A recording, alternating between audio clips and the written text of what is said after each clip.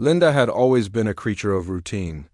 Every morning at 6:30, she would wake up to the sound of her old alarm clock, make herself a simple breakfast of toast and coffee, and head to Riverside Elementary School where she had been teaching.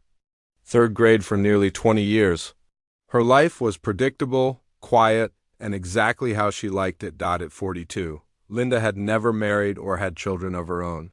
While her friends and family often asked when she would settle down, she had made peace with her single life. Her small house on Maple Street was her sanctuary, 2 bedrooms, a cozy living room with her grandmother's old rocking chair, and a kitchen just big enough for one person. She had her books, her garden, and her students who brought her joy. Every day, what more could she need? That cold February evening in 1999 started like any other. Linda had finished grading papers and was settling in with a cup of tea and her favorite novel when she heard the knocking. At first, she thought it was just the wind rattling the old windows. But then it came again, urgent, desperate knocking that made her heart skip a beat. She peered through the peephole and saw nothing but darkness. The porch light had burned out weeks ago, and she kept forgetting to replace it. Cautiously, she opened the door with the chain still attached and gasped at what she saw. 5 children stood on her porch, huddled together like lost puppies. The oldest looked to be about 14, tall and thin, with protective arms wrapped around the younger ones. The smallest couldn't have been more than 6, with tear-stained cheeks and a dirty stuffed rabbit clutched tightly to her chest. "Please, Miss Linda," the oldest boy said, his voice shaking from cold and fear. "We don't have anywhere else to go." Linda recognized them immediately. The Peterson children from 3 streets over. She had taught the second oldest, Katie, 2 years ago. She knew their story. Everyone in their small town did. Their parents had been struggling with addiction for years, and social services had been involved multiple times. "What happened?" Linda asked, already unlatching the chain and opening the door wider. "Mom and Dad got arrested tonight," Katie said, stepping forward. "The police came to our house. They said we couldn't stay there anymore. Mrs. Johnson from next door was supposed to take us, but she said she couldn't handle all 5 of us. She told us to come here because you're a teacher and you might know what to do." Linda's mind raced. She had no training for this. She wasn't a foster parent or a social worker. She was just a teacher who lived alone and had never even babysat for more than a few hours. But looking at these 5 frightened faces, she couldn't turn them away. "Come in," she said, stepping aside. "It's too cold for you to be out here." The children filed in slowly, looking around her small living room with wide eyes. They were dirty, clearly hungry, and wearing clothes that were too thin for the February weather. The youngest, a little girl named Amy, hadn't let go of her stuffed rabbit and was sucking her thumb. "Are you hungry?" Linda asked, though she already knew the answer from the way their eyes lit up. She had just enough food in her kitchen to make sandwiches for everyone. As she worked, she watched the children from the corner of her eye. They sat close together on her couch, not speaking much, but clearly finding comfort in each other's presence. The oldest boy, Jake, seemed to be the unofficial leader. He made sure the younger ones ate first and kept looking toward the door as if expecting someone to come take them away. Katie, at 12, tried to help Coral the twins, 2 10-year-old boys who looked identical but had completely different personalities.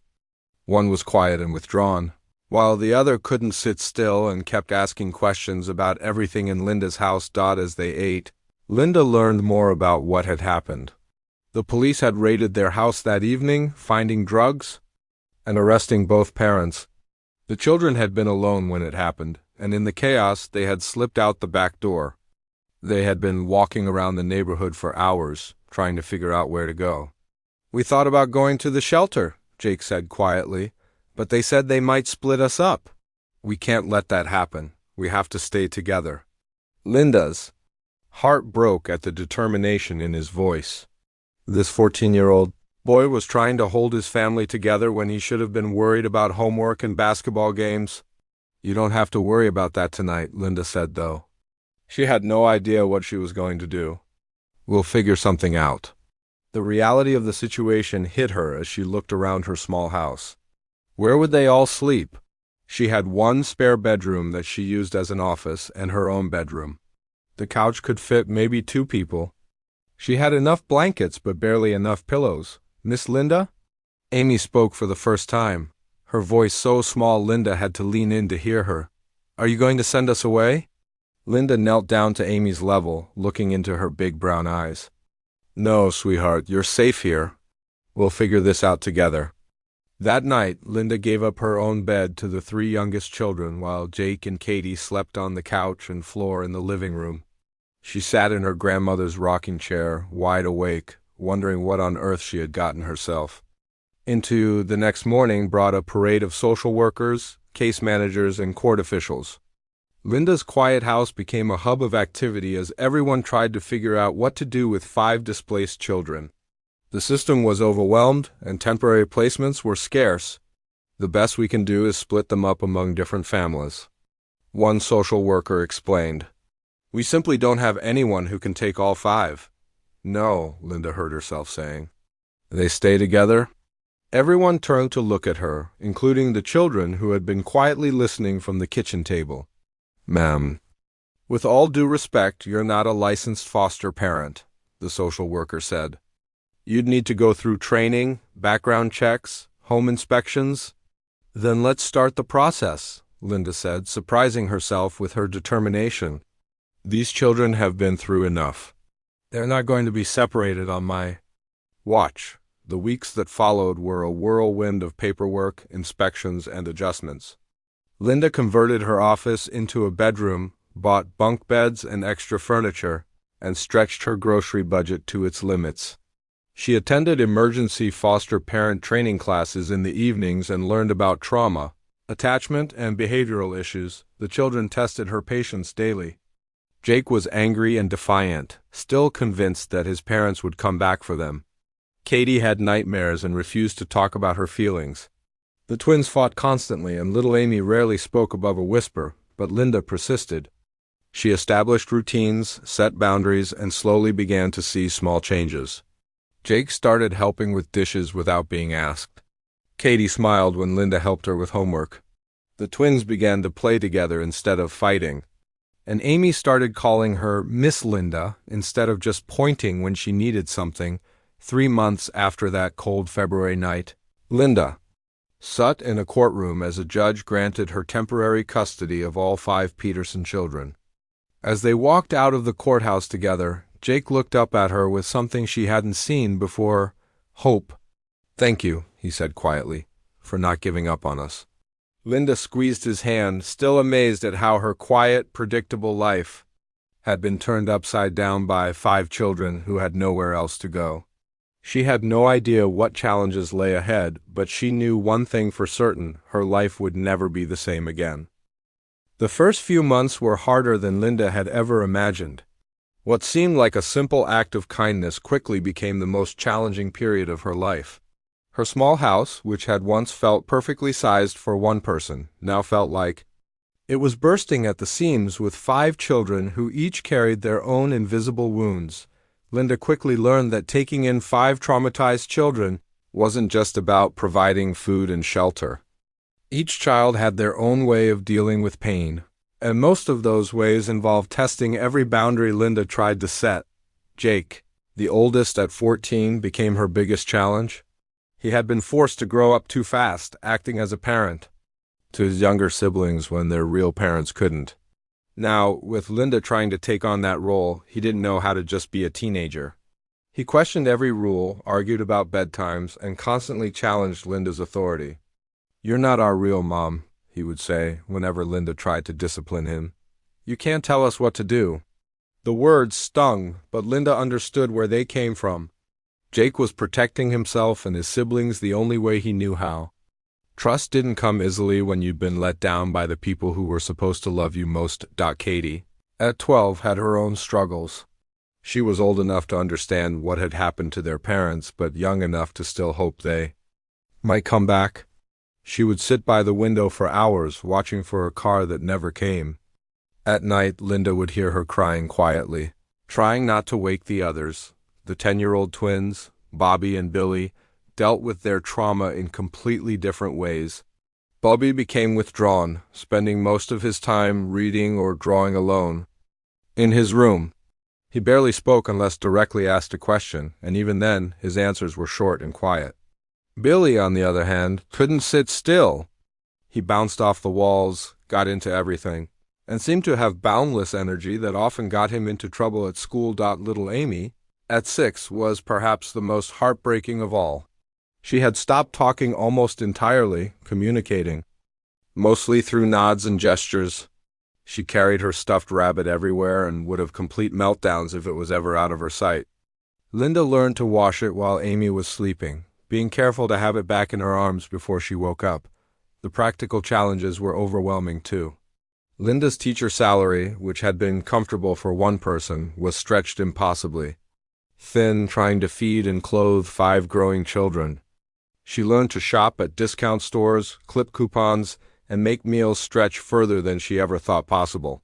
Rice and beans became a regular dinner, and name-brand anything was a luxury they couldn't afford. The house itself needed major changes. Linda converted her home office into a bedroom, bought bunk beds from a thrift store, and rearranged furniture to make space for everyone. The single bathroom became a source of constant conflict, with morning routines taking twice as long as they should. Linda found herself getting up at 5 in the morning just to have a few minutes to herself before the chaos began. School became another battlefield. The children's academic records were spotty at best, and their behavior problems followed them into the classroom. Linda found herself in constant communication with teachers, principals, and counselors. She attended meeting after meeting, trying to advocate for children who had been labeled as difficult or troubled. The worst part was the looks she got from other parents. Some were sympathetic, but others seemed to judge her for taking on those kids. She heard whispers at the grocery store and felt stares at school events. The small town that had once felt welcoming now sometimes felt suffocating, but slowly, very slowly, things began to change. The first breakthrough came with Amy. One evening, about 4 months after the children had arrived, Linda was tucking her into bed when Amy whispered, "Thank you, Miss Linda." It was the first complete sentence she had spoken since that first night, and Linda had to excuse herself to cry in the bathroom. Bobby's transformation was more gradual. Linda noticed him watching her cook dinner one evening and invited him to help. He was hesitant at first, but soon became her regular kitchen assistant. As they cooked together, he slowly began to open up, sharing stories about school and eventually about his memories of better times with his parents. Billy's energy found a positive outlet when Linda enrolled him in youth soccer. The physical activity helped him burn off some of his restless energy, and having a team to belong to gave him something to look forward to. His grades improved, and the phone calls from school became less frequent. Katie's breakthrough came through music. Linda discovered that she loved to sing and arranged for her to join the school choir. Having something that was just hers, something she was good at, helped Katie begin to believe in herself again. She started talking more about her dreams and even began to see a future beyond the pain of her past. Jake was the hardest to reach, but Linda persisted. She learned to pick her battles, giving him space when he needed it but never giving up on him. The turning point came when he got into a fight at school, defending Bobby from bullies. Instead of punishing him, Linda sat him down and told him how proud she was that he protected his brother, but helped him understand there were better ways to handle conflicts. "You're a good big brother," she told him, "but you don't have to carry the weight of the world on your shoulders anymore. I'm here now." For the first time since they had arrived, Jake broke down and cried. Really cried. All the anger and fear and responsibility he had been carrying came pouring out, and Linda held him while he sobbed. The small victories kept coming. Amy started speaking more, first in whispers, then in her normal voice. Bobby began making friends. At school, Billy's teacher reported that he was becoming a leader in group activities. Katie auditioned for a solo in the school concert and got it. The house began to feel less chaotic and more like a home. Linda established routines that worked for everyone. Sunday became family day, with pancakes for breakfast and board games. In the evening, She started a tradition of bedtime stories even for the older kids, reading chapter books that kept them all engaged. The financial strain was still real, but Linda found ways to make it work. She took on tutoring jobs in the evenings and started a small garden in the backyard. The children helped with both, and it became another way for them to bond as a family. By the end of the first year, Linda hardly recognized the 5 frightened children who had knocked on her door that cold February night. They still had bad days, still dealt with the trauma of their past, but they were healing. They were becoming a family in the truest sense of the word. The real test came when their parents were released from jail and wanted to see the children. Linda's heart broke watching the kids struggle with mixed emotions, love for their parents, mixed with fear and disappointment.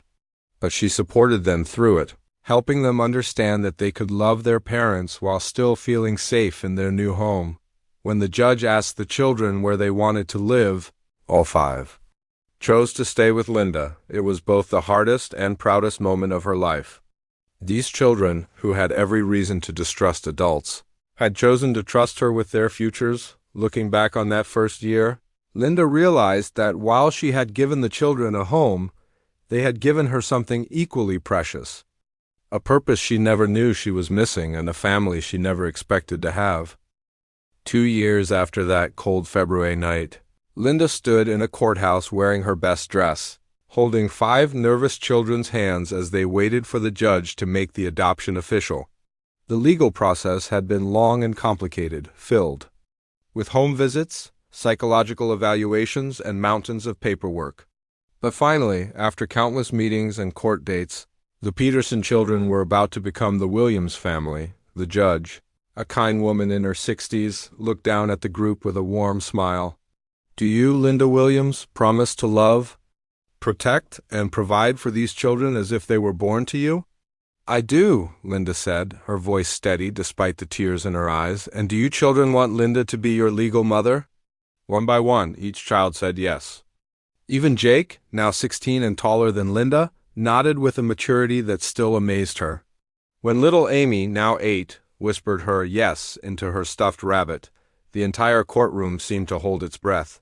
"And it's official," the judge announced. "You are now the Williams family." The celebration that followed was simple but perfect.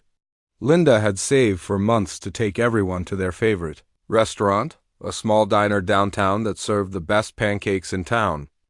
As they sat around the table, officially a family for the first time, Linda felt a sense of completeness she had never experienced before, but becoming a legal family was just the beginning.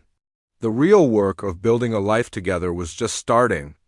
And Linda quickly learned that raising 5 children meant constant sacrifice and creativity. Money was always tight. Linda's teacher salary, even with the small stipend she received for foster care, barely covered the basics. She became a master of stretching every dollar, shopping at thrift stores, and finding free activities for the family. The children wore hand-me-downs and learned to appreciate simple pleasures. A trip to the library was as exciting as going to an amusement park. Linda gave up her own dreams without hesitation. She had always wanted to travel, maybe take a summer trip to Europe or visit her sister in California. Instead, her vacation days were spent at doctor's appointments, school events, and family activities. Her small savings account, which she had planned to use for her retirement, was gradually emptied to pay for school supplies, sports fees, and the occasional special treat. The house underwent constant changes as the children grew. What had started as emergency sleeping arrangements became a carefully planned living space. Linda learned to hang curtains to create privacy, built shelves for books and belongings, and turned every corner into functional space. The living room became a homework station in the evenings, with the dining table covered in textbooks and projects. Each child had different needs and interests, and Linda tried to support them all. Jake showed an interest in mechanics and spent hours tinkering with old lawnmowers and bicycles. Linda found him a part-time job at the local auto shop, where he learned valuable skills and earned his own spending money. It also gave him a positive male role model in Mr. Peterson, the shop owner who took Jake under his wing. Katie's love of music continued to grow. Linda couldn't afford private lessons, but she arranged for Katie to help with the church choir. In exchange for some informal training, Katie's voice grew stronger and more confident, and she began to dream of maybe studying music in college someday. The twins, Bobby and Billy, were like night and day, but both needed attention in different ways. Bobby's quiet nature hid a brilliant mind, and Linda discovered he had a gift for mathematics. She spent evenings working through advanced problems with him, borrowing books from the library to keep him challenged. Billy's energy found outlets in sports and outdoor activities. Linda signed him up for every free program she could find: summer camps, youth groups, and community sports leagues. Amy, the youngest, slowly came out of her shell. She still carried her stuffed rabbit everywhere, but she also developed a love of drawing and storytelling. Linda would find her making up elaborate stories about her drawings, usually featuring families of animals who took care of each other. It was clear that Amy's understanding of family had been completely transformed. The challenges were endless. Teenage hormones mixed with childhood trauma created explosive situations. Jake went through a rebellious phase where he stayed out past curfew and talked back constantly. Katie struggled with self-esteem issues and worried constantly about not being good enough. The twins fought like typical brothers, but with an intensity that came from years of survival mode. Amy had setbacks too. Sometimes she would retreat back into silence, especially when stressed or overwhelmed. Linda learned to read the signs and give her extra attention during these difficult periods. School remained a constant concern. Linda attended every parent-teacher conference, every school play, and every sporting event. She advocated fiercely for her children when they faced discrimination or low expectations from teachers who knew their background. She volunteered for field trips and helped with homework every night, often staying up late to understand subjects she hadn't studied in decades. The community's reaction was mixed. Some people admired what Linda was doing and went out of their way to help. Mrs. Rodriguez from down the street regularly brought over extra vegetables from her garden. The pastor at the local church organized clothing drives and made sure the family had what they needed for back-to-school shopping, but others were less supportive. Some neighbors complained about the noise and activity that came with 5 children. A few parents at school made comments about those kids and worried about their influence on their own children. Linda learned to ignore the negativity and focus on the people who genuinely cared. The holidays were especially challenging financially, but became the most treasured times of year. Linda couldn't afford elaborate gifts, but she made Christmas magical with homemade decorations, cookie baking marathons, and traditions that cost nothing but meant everything. They would drive around town looking at Christmas lights, make snow angels in the backyard, and spend New Year's Eve playing board games and eating popcorn.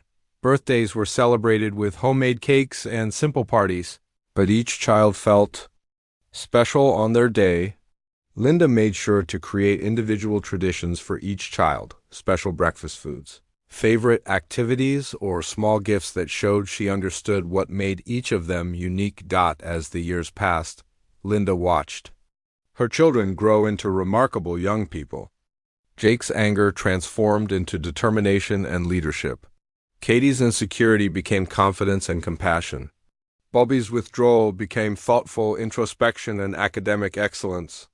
Billy's hyperactivity became focused energy and athletic achievement. Amy's silence became creativity and quiet strength.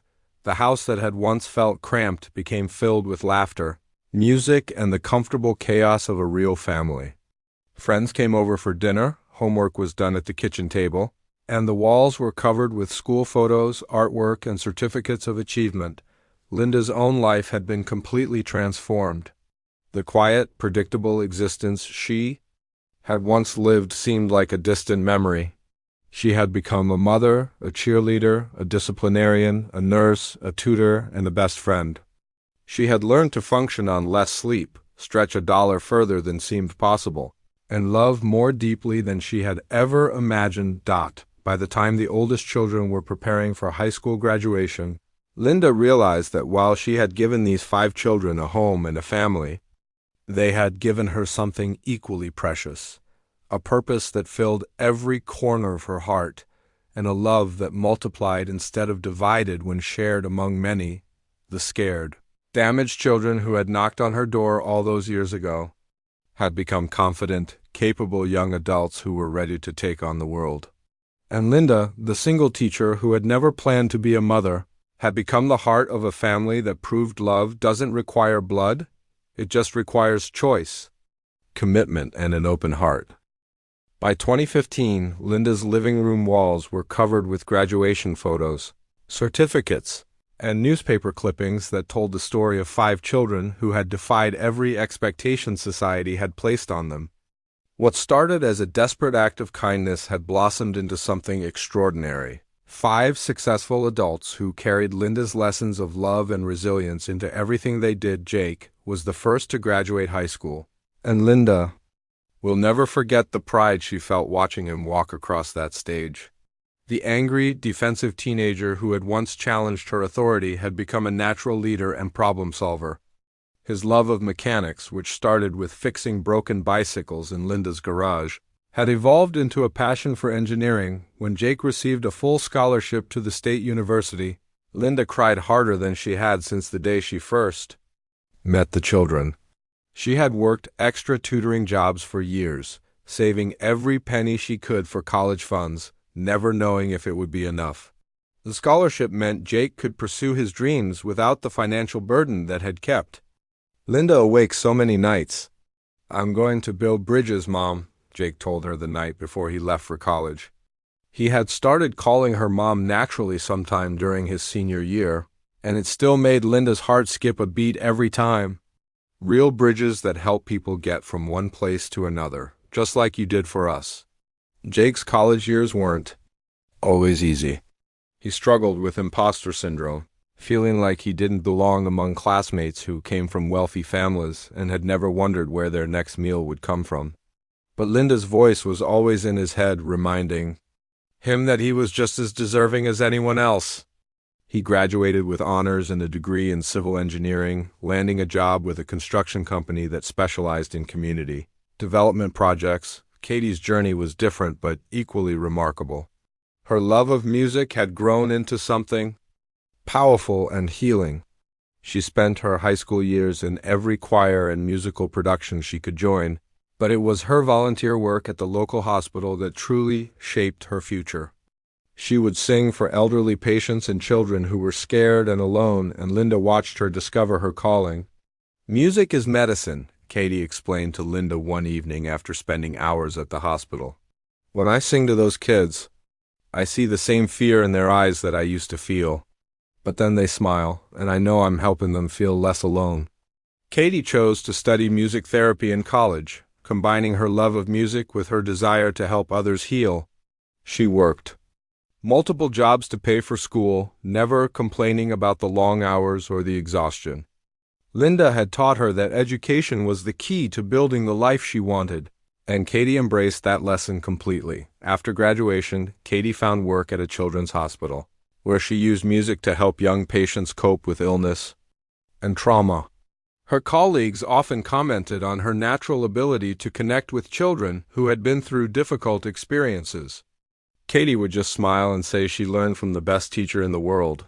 The twins, Bobby and Billy, took completely different paths, but both found success in their own ways. Bobby's quiet brilliance had flourished in high school, where he excelled in mathematics and science.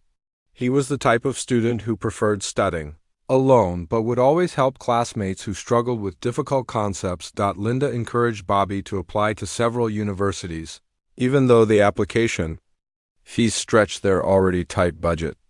When he received a partial scholarship to study computer science, Linda was overjoyed. Bobby had found his calling in technology, and his thoughtful, methodical approach made him perfect for programming and software development. After college, Bobby landed a job with a tech company that created educational software for schools. He often told Linda that he chose that field because he wanted to help other kids learn the way she had helped him. His quiet determination and problem-solving skills made him invaluable to his team, and he quickly moved up in the company. Billy's path was more adventurous. His boundless energy and natural athleticism had made him a star on his high school football team, but it was his leadership skills that really set him apart. He was the teammate who made sure everyone felt included, who helped younger players improve, and who never gave up no matter how difficult the situation. When Billy decided to join the military after high school, Linda was worried but proud. The structure and discipline appealed to him, and he thrived in an environment where his energy and leadership abilities were valued. He served 2 tours overseas, earning commendations for his dedication and his ability to keep morale high even in difficult circumstances. After his military service, Billy used his GI benefits to study criminal justice.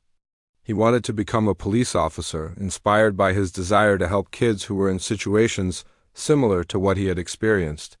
"I want to be the kind of cop who sees past the trouble to the kid underneath," he told Linda during one of their regular phone calls. Amy's transformation was perhaps the most remarkable of all.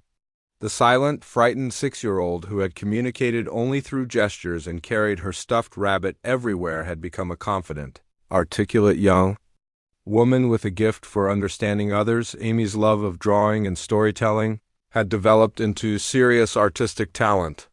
Linda had encouraged her creativity from early on, even when money was tight, buying art supplies from dollar stores and entering Amy's work in local contests. Amy's talent was undeniable, but it was her empathy and understanding of human nature that made her art truly special. In high school, Amy volunteered at the same social services office that had placed her with Linda years earlier.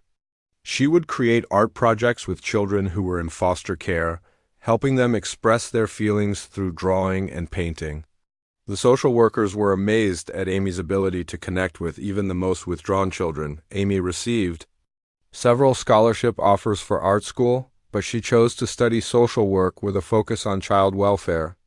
She wanted to help families stay together when possible and ensure that children who needed new homes found loving families like she had. Her own experience gave her insights that no textbook could provide. By 2015, all 5 Williams children had not only graduated from high school but had gone on to higher education or meaningful careers.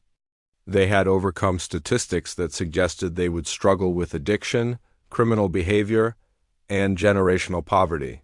Instead, they had become productive members of society who were dedicated to helping others. The family gatherings were now filled with stories of success and plans for the future.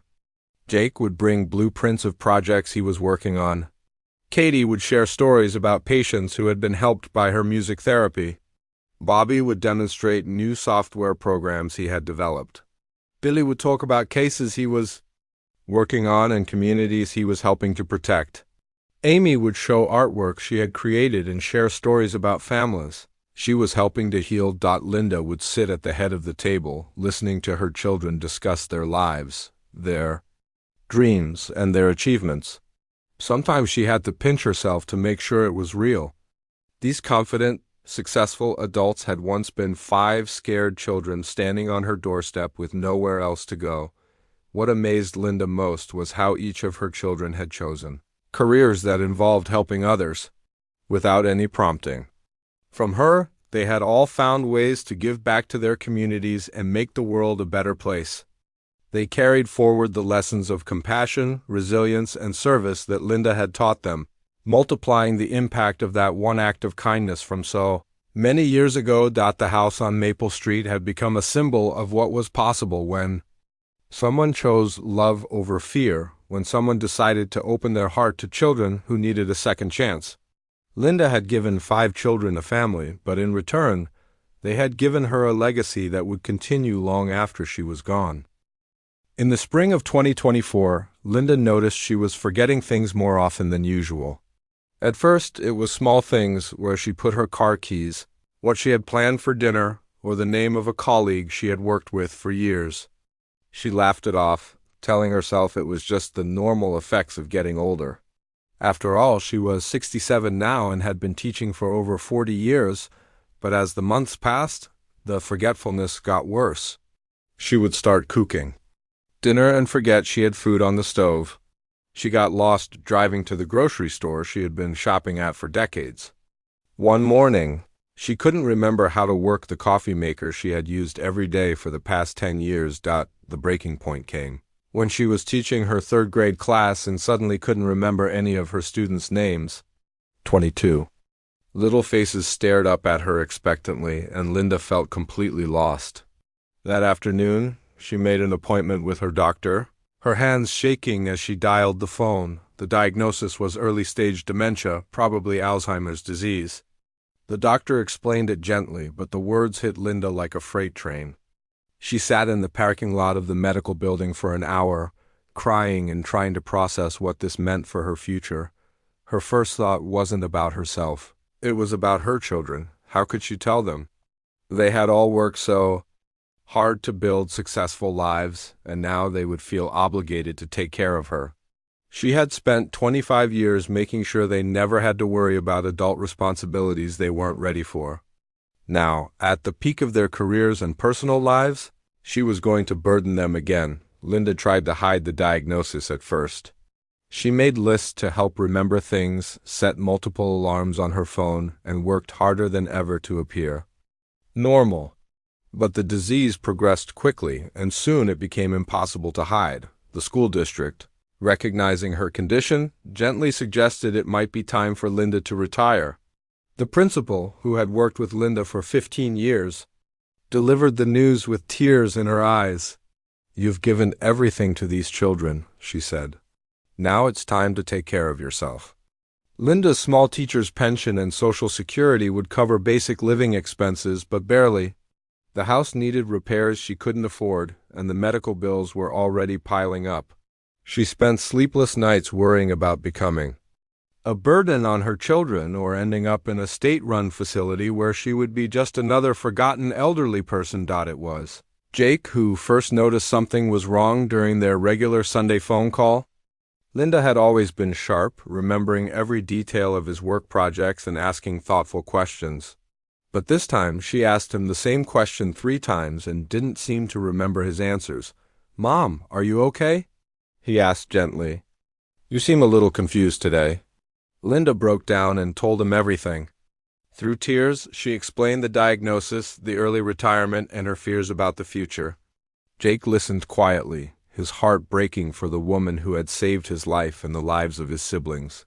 "Mom," he said firmly, "you took care of us when we had nowhere else to go. Now it's our turn to take care of you." Within a week, all 5 Williams children had converged on Linda's house for an emergency family meeting. Katie flew in from the city where she worked at the children's hospital. Bobby drove down from his tech job 3 states away. Billy took leave from the police department. Amy closed her social work practice for a few days. They sat around the same kitchen table where Linda had helped them with homework for so many years, but now the roles were reversed. "We've been talking," Jake said, speaking for all of them, "and we have a plan." Over the next few hours, Linda listened in amazement as her children laid out a comprehensive strategy for her care. They had already been researching the best treatments for dementia, looking into support services, and most importantly, they had been saving money. "We've all been putting aside money for years," Katie explained. "At first, it was to pay you back for everything you spent on us. But now we want to use it to make sure you have the best care possible." Bobby had been researching assisted living facilities and memory care programs. "But we don't want you in some institution," he said. "We want you to have your own place, with care that's designed around what you need." Billy had already started looking at houses in a neighborhood that was close to excellent medical facilities but still felt like a real community. Somewhere you can have visitors anytime, where you can keep your things around you, where you still feel like yourself. Amy had been investigating companion care services and memory care specialists, people who understand this disease and know how to help you maintain your independence as long as possible. The children had thought of everything. They had research, the best doctors, the most effective treatments, and the support services that would help Linda maintain her dignity and comfort as the disease progressed. But the most amazing part was the financial plan. Over the years, each of the Williams children had been saving money specifically to pay Linda back for everything she had sacrificed for them. Jake had calculated that Linda had spent nearly $100,000 of her own money raising. The money that should have gone to her retirement, her dreams, her own future. You gave up your savings, your travel plans, your comfortable retirement for us, Katie said through tears. Now we're going to give you the comfortable future you deserve. Together, the 5 siblings had saved enough money to buy Linda a beautiful house in a peaceful neighborhood specifically designed for active seniors. The house had safety features for people with memory issues but didn't feel institutional. It had a garden where Linda could grow flowers, a sunroom where she could read, and guest rooms where her children could stay when they visited. They hired a team of caregivers who specialized in dementia care, kind, patient people who understood how to preserve Linda's dignity while keeping her safe. They arranged for the best medical care available and made sure Linda would never have to worry about money again. The move happened over a weekend, with all 5 children working together to make Linda's new house feel like home. They hung her favorite pictures, arranged her books exactly how she liked them, and made sure her grandmother's rocking chair had the perfect spot by the window. But the most touching part was the daily care schedule they created. Even though they all had demanding careers and lived in different cities, they arranged their schedules so Linda would never be alone. Jake visited every Tuesday evening. Katie came every weekend. Bobby worked remotely 1 day a week from Linda's house. Billy stopped by every morning before his shift. Amy spent every Sunday afternoon with her Dot at the house dedication ceremony. Linda sat in her new living room surrounded by the 5 adults who had once been scared, homeless children. On the mantelpiece was a framed photo from their first Christmas. Together, 6 people who had found each other when they needed it most. Katie stood up and presented Linda with a plaque that read, "To our mother, who taught us that family isn't about blood, it's about love. Thank you for showing us that kindness always comes back." As Linda looked around at the faces of her children, now successful, confident adults who were using their strength to protect her the way she had once protected them, she realized that her act of kindness 25 years ago had created something beautiful and lasting. She had given 5 children a chance at life, and now they were ensuring she could live her remaining years with dignity, comfort, and surrounded by the love she had taught them to share. The scared woman who had opened her door to 5 homeless children had created a legacy of love that would continue long after her memory of it faded away.